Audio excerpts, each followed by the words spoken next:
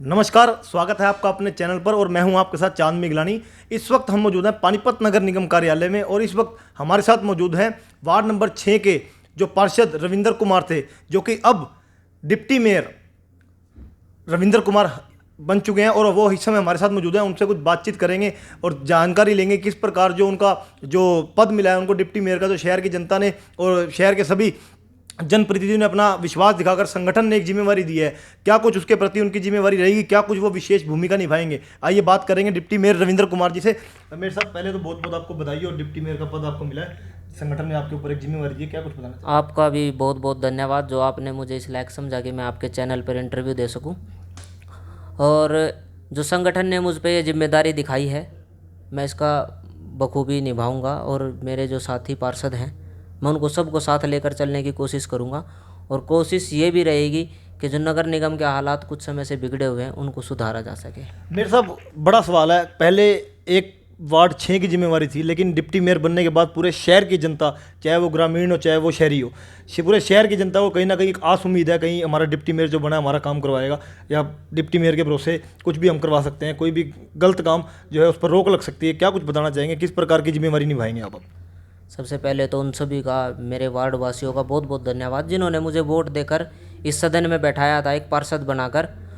और उसके बाद जो संगठन ने मुझ पर भरोसा जताया है और मेरे विधायकों ने कि मैं इस पद को संभाल सकता हूं, उनका सबका बहुत बहुत धन्यवाद। और मैं कोशिश करूंगा, जैसा कि उम्मीद मेरे शहर की जनता और मेरे वार्ड की जनता मुझसे कर रही है कि मैं इन कार्यों में उनकी मदद करूंगा, तो मैं कोशिश भी वही करूंगा कि उनके कामों को जितनी जल्दी और जितने आसान तरीके से हम करवा सके उस काम को करवाया जाएगा।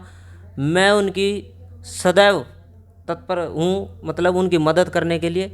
कभी भी उनकी मदद करने से, उनके कार्य करवाने से कभी पीछे नहीं हटूंगा। मेरे साहब बड़ा सवाल है, आप भी देख रहे हैं नगर निगम में जिस प्रकार के हाल चल रहे हैं आजकल, पानीपत की जनता का किसी प्रकार से कोई काम नहीं हो पा रहा। हाउस टैक्स को ही अगर बात करें, 31 मार्च तक की सरकार ने छूट दे रखी है कि जिनके हाउस टैक्स कम हैं या लेस करवाने या गलत बने हुए सबके अपने काम करवा सकते हैं। लेकिन आप खुद देख रहे हैं और आप खुद भी, हमने देखा कि आप खुद अपना लोगों के हाउस टैक्स ठीक करवाते नजर आ रहे थे। क्या लगता है आपको, जब आम जनता का काम नहीं होता तो आप लोगों को खुद अलग आना पड़ता है और उस प्रकार किस प्रकार फेस करते हैं? जनता काफ़ी परेशान है इस चीज़ को लेकर। ऐसा पिछले कुछ समय से जनता इसी वजह से परेशान है क्योंकि जो पीछे कोई सर्वे किया गया था किसी कंपनी के द्वारा, हाउस टैक्स का जो सर्वे किया गया था, उस सर्वे में बहुत सी प्रॉपर्टी आईडियों को गलत दर्ज कर दिया गया है, जिसको अब ठीक करवाने के लिए लोग भीड़ हो रही है और लोग जमा करवाना चाहते हैं। लोग तो पैसा देना चाहते हैं नगर निगम को, मगर उनके आईडी में कुछ प्रॉब्लम होने के कारण वो अपना टैक्स नहीं भर पा रहे, तो उसी वजह से थोड़ी प्रॉब्लम है। और 31 मार्च तक जो छूट है उसमें लगभग हमारे पास 1 लाख से कुछ ऊपर आइडिया हैं। मेरे ख्याल उसमें 50% हम कवर भी कर देंगे कि उनको ठीक करके और उनका भर दिया जाएगा। उसके बाद जो आइडिया बचेंगे उनको ठीक करवाने के लिए कोई सरल तरीके निकाले जाएंगे। वैसे तो अब अभी हमारे कमिश्नर साहब अच्छा काम कर रहे हैं, उनके तरीके से चल रहे हैं, तो इतना रेवेन्यू आ भी गया है। नहीं, रेवेन्यू तो इकट्ठा हो रहा है, लेकिन जो 31 मार्च तक की मेन बात अगर आप करें, 31 मार्च की जो छूट दे रखी है सरकार ने, जो रेवेन्यू 31 दिसंबर तक जो पहले डेट थी जो अब एक्सटेंड कर दी गई है, उस दिसंबर तक जो रेवेन्यू इकट्ठा हुआ है, कहीं ना कहीं कटौती दिख रही है कि इस बार 31 मार्च तक वो रेवेन्यू इकट्ठा नहीं हो पाएगा। नहीं, उसमें रेवेन्यू तो इकट्ठा हो जाएगा। कुछ जो दिक्कतें हैं हाउस टैक्स की ठीक करने में, जो उनकी प्रॉपर्टी आईडी में कुछ दिक्कत है या कमर्शियल है या रेजिडेंशियल ठीक करने में दिक्कत आ रही हैं, वो दिक्कतें फेस कर रहे हैं। कुछ तो इस वजह से कि हमने हाउस टैक्स अभी डिपार्टमेंट थोड़ा ट्रांसफ़र किया है दूसरी बिल्डिंग में, कुछ तो उस वजह से दिक्कतें हैं, काम में थोड़ी देरी हो रही है। और कुछ हमारे पास स्टाफ की दिक्कत थी, तो हमने अभी बात की है कमिश्नर साहब से भी और जॉइंट कमिश्नर से भी कि उसको स्टाफ को बढ़ाया जाएगा। और मेरे ख्याल ये इस हफ्ते में स्टाफ को बढ़ा के आगे काम को सुचारू रूप से करेंगे। मेरे साहब काफ़ी आज हमने जनता का भी इंटरव्यू लिया, एक दो जनता का भी बातचीत की, उनसे भी काफ़ी बार देखा गया कि निगम के जो अधिकारी हैं वो सीट पर नहीं मिलते, जिसके कारण भी लोग काफ़ी बार परेशान होकर धक्के खाकर वापसी चले जाते हैं। उनके खिलाफ कुछ कार्यवाही, कुछ की बातचीत करेंगे आगे?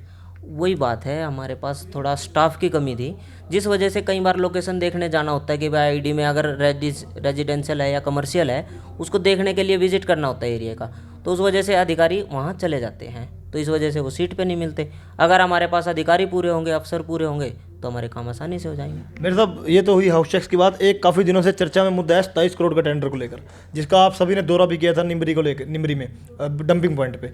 उस टेंडर की क्या बातचीत हुई, क्या कुछ वर्कशॉप, क्या कुछ उसके खिलाफ कार्यवाही चल रही है? क्योंकि लगातार आरोप प्रत्यारोप जारी हैं महिपाल जी के ऊपर भी, और जन आवाज सोसाइटी के प्रधान ने भी परसों नगर निगम में हंगामा किया था। क्या कुछ बताना चाहेंगे? कुछ काफ़ी सूचना मिली है कि गुप्त मीटिंगें भी चल रही हैं मेयर के साथ, सभी पार्षदों की, आप सभी मौजूद होते हैं, क्या कुछ बातचीत हो रही है? थोड़ा खुल के बताएंगे। एक तो मैं शहर की जनता को ये बताना चाहूँगा कि हम पार्षदों की वजह से ही ये जो 47 करोड़ का टेंडर था, हमने आवाज़ उठाई तभी जाकर ये 27 करोड़ का हुआ। तो इसमें 20 करोड़ रुपए जो शहर के बचाने का काम किया है वो पार्षदों ने ही किया है, पार्षदों की आवाज़ पे ये कम किया गया।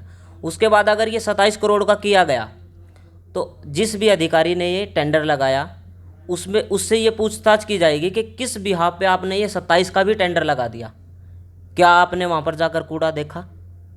क्या अगर वहाँ पर कूड़ा देखा तो कितना कूड़ा था? क्या उसकी आपने जांच करवाई कि ये कूड़ा हमारा इसको बोलते हैं, ये हमारा पुरातत्व जो पुराना कूड़ा है उसको अलग करेंगे, मगर हमारे पास जो कूड़ा है वो 2014 के बाद का है। जब उस काम को जेबीएम कर ही रही है, जेबीएम के पास उस काम है, तो फिर हम उस 27 करोड़ को क्यों खर्च कर रहे हैं? तो मेरे पार्षदों के साथ मिलकर सभी ने बैठक में यही कहा कि ये जो 27 करोड़ का टेंडर है इसको कैंसिल करवाया जाएगा, हमें ये काम करवाना ही नहीं है।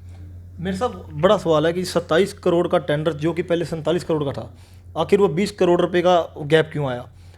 इधर से सभी मेयर पार्षद लगे हुए हैं उस टेंडर को कैंसिल करवाने। शहरी विधायक जो हैं वो बता रहे हैं कि कर्मचारी ईमानदार है, उन्होंने गलत नहीं किया, उसकी पेमेंट चंडीगढ़ से होनी है। आखिर पैसा तो जनता का ही है, चाहे वो चंडीगढ़ का है चाहे वो पानीपत का है।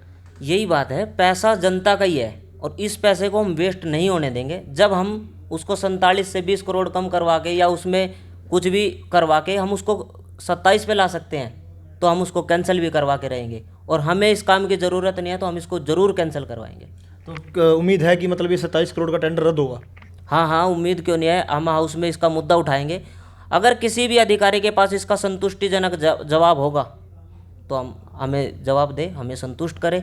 अगर नहीं है तो जिन भी अधिकारियों ने ये काम किया है उन पर कार्रवाई की जाएगी कि ये गलत काम हमारे ऊपर क्यों थोपा जा रहा है, तो हम उस पर कार्रवाई करवाएंगे।